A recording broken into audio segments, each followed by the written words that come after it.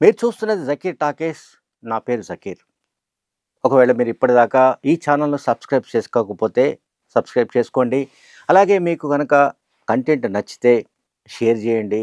అలాగే మీ మిత్రులకు, శ్రేయోభిలాషులందరికీ షేర్ చేయండి, లైక్ చేయండి. ఇప్పుడు నేను చెప్పబోయే ఇష్యూ చాలా ముఖ్యమైన ఇష్యూ. ఈ మార్చి 31 లోగా అంటే ఆల్మోస్ట్ ఇంకొక 75 రోజుల్లోగా మావోయిస్టు పార్టీని పూర్తిగా అంతమొందించడానికి కేంద్ర ప్రభుత్వం అనేక ప్రణాళికలు రచించి ఆ మేరకు భద్రతా దళాలు చర్యలు చేపట్టిన సంగతి మనందరికీ తెలుసు. ఈ కాంటెక్స్ట్లో చాలామంది మావోయిస్ట్ పార్టీకి సంబంధించిన అగ్రనాయకులు, అట్లాగే వివిధ రాష్ట్ర కమిటీ సభ్యులు, నాయకులు and peoples liberation guerrilla army కమాండర్లు అండ్ అందులో పనిచేసే మిగతా సభ్యులు వీళ్ళందరూ కూడా లొంగిపోతున్న విషయాన్ని మనం గమనిస్తున్నాం. అలాగే ఆ పార్టీ సెక్రటరీ బసవరాజు సహా చాలామంది కేంద్ర కమిటీ సభ్యులు కూడా చనిపోయారు, ఎన్కౌంటర్లు చనిపోయారు. సో ఇప్పుడు ఈ కాంటెక్స్ట్లో కేంద్ర ప్రభుత్వం ఒక తాజా ప్రకటనను విడుదల చేసింది. బిగ్ బ్రేకింగ్ న్యూస్ ఇది. దీనికి సంబంధించి ఏంటంటే నేను ఒకసారి ఆ స్టేట్మెంట్ చదువుతాను. Central government announces the major decision regarding Maoist. They will have the option to surrender only until January 31st, 2026. Those who surrender within this period will be eligible to avail the benefits under the rehabilitation scheme. అంటే 31 మార్చిలోపు మొత్తం ఈ Maoist ఉద్యమాన్ని అణిచివేసే కార్యక్రమం ఒకటి already ఆ deadline కొనసాగుతోంది.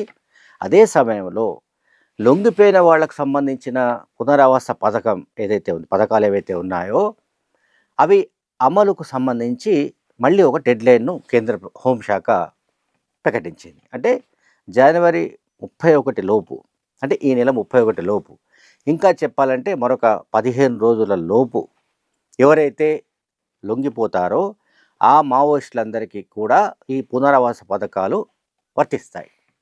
31st తర్వాత, అంటే జనవరి 31st తర్వాత లొంగిపోయిన వాళ్లకు ఈ పునరావాస పథకాలు అమలు కావు. ఈ పునరావాస పథకాల గురించి ఇదివరకు కూడా నేను వీడియో చేశాను. అంటే ఆయా క్యాడర్ను బట్టి ఆ క్యాడర్పై ఉన్న రివార్డు ఇవ్వడంతో పాటుగా వాళ్ళు ఆయుధాలతో కనుక లొంగిపోతే ఆ ఆయుధాలను బట్టి, ఫర్ ఎగ్జాంపుల్ AK-47 అయితే ఒక వాల్యూ, ఇన్సాస్ రైఫిల్ అయితే ఇంకొక value, and light machine guns అంటాం కదా, LMG, ఇతర డెటోనేటర్స్, ఇతర ఆయుధాలు, వాటన్నిటికీ వెలకట్టి వాటిని ఆ రివార్డుతో పాటుగా అతనికి అందజేయడం. ఆ తర్వాత ఎవరైతే లొంగిపోయాడో ఆ క్యాడర్కు సంబంధించి ఆ క్యాడర్కు ఎటువంటి పునరావాస పథకం కావాలి, ఏ రకమైన శిక్షణ తీసుకోవాలని అనుకుంటున్నాడు, ఇవన్నీ కూడా ప్రభుత్వాలు అమలు చేస్తాయి.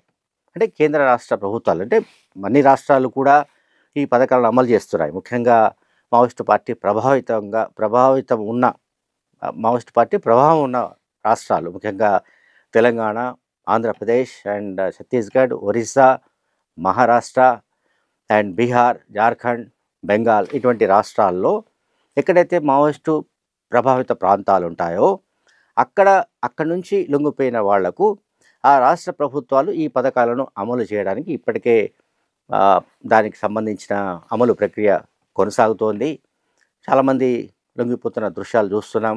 తాజాగా దంతేవాడలో 53 మంది మావోయిస్టులు లొంగిపోయారు, ఆయుధాలతో పాటుగా లొంగిపోయారు. ఇందులో 22 మంది మహిళలు ఉండడం కూడా ఒక ముఖ్యమైన అంశంగా మనకు కనిపిస్తుంది.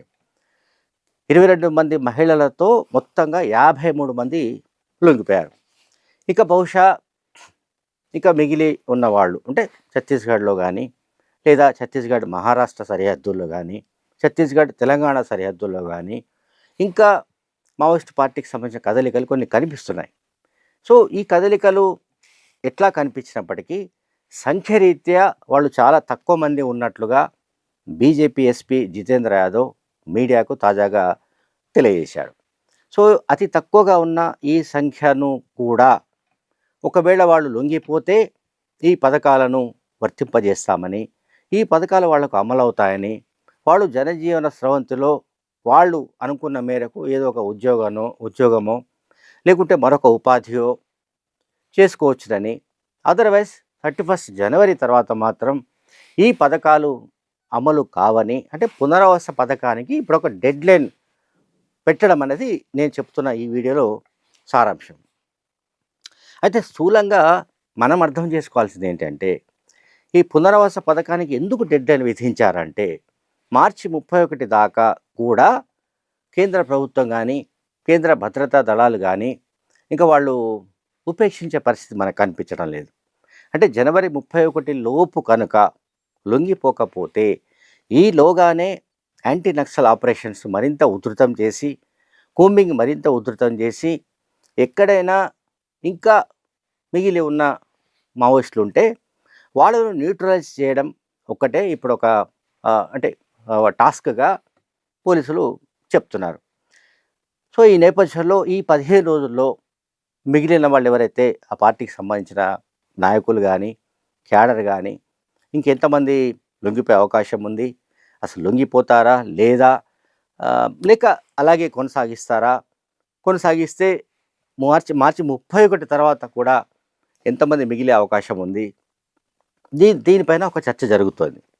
అలాగే జనవరి 31 లోపు మాత్రమే లొంగిపోయిన వాళ్లకు ఈ పునరావాస పథకాలు అమలు అవుతాయని చెప్పడం అంటే, జనవరి 31 లోపే అంటే 15 రోజుల్లోనే మావోయిస్టుల ఉద్యమాన్ని మొత్తం క్లోజ్ చేసే ఒక ఏమంటాం ఒక పథకాన్ని రచించినట్టుగా కూడా మనకు కనిపిస్తోంది.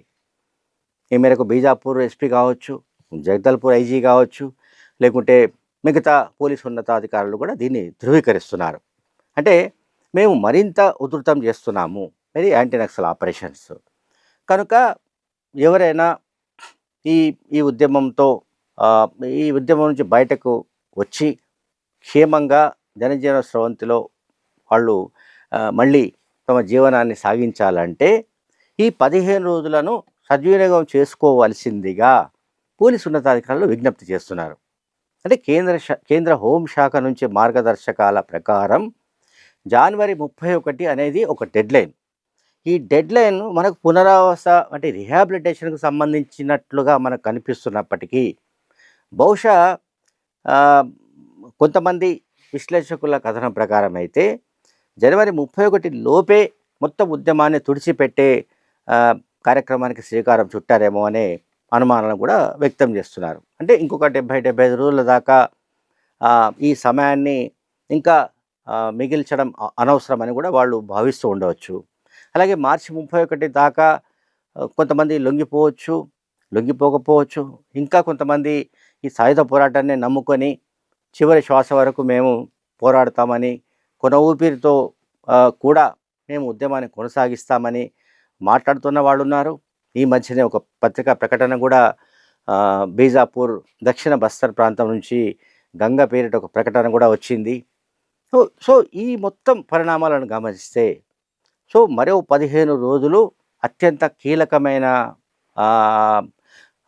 కీలకమైన సమయంగా కనిపిస్తోంది. Thank you very much.